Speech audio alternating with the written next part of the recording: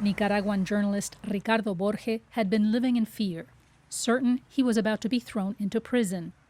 Believing an arrest was imminent, Borge in May sought asylum in Costa Rica.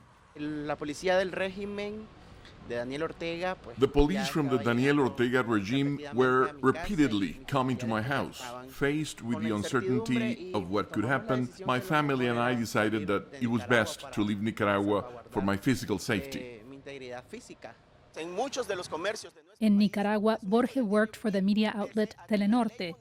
Now in exile, he says he has lost his job, but at least is safe from Nicaraguan authorities and Sandinista government supporters. The entire Sandinista structure is going after all journalists. Even if they aren't reporting about what's truly happening in the country, the intimidation is constant. Media analysts say the country's journalists are facing censorship, arrest, and harassment. As a result, many go into exile. Borge is one of 23 journalists to flee this spring, according to a joint report by Voces del Sur and the Foundation for Freedom of Expression and Democracy. And since 2018, more than 200 have left. Guillermo Medrano is vice president of Voces del Sur. Nicaragua is a small country where the number of active journalists doesn't exceed 500. When 208 or more are already in exile, that's catastrophic for Nicaragua's independent press.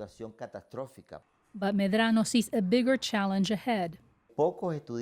Few students are enrolling to study journalism as a career, and that's because currently practicing journalism in Nicaragua is synonymous with risk. In 10 or 15 years, there will be a journalism crisis in Nicaragua. The Ortega government did not respond to VOA's emailed requests for comment. But in a July speech, First Lady and Vice President Rosario Murillo had this to say about the country's media. An absurd chorus of treacherous snakes, paid fabricator of lies. Media analysts and the country's independent journalists say that fear of retaliation makes it hard for them to report on what is happening from inside Nicaragua, a situation that forces many of them, like Borge, to go into exile. For Donaldo Hernández in San José, Costa Rica, Verónica Villafañe, VOA News.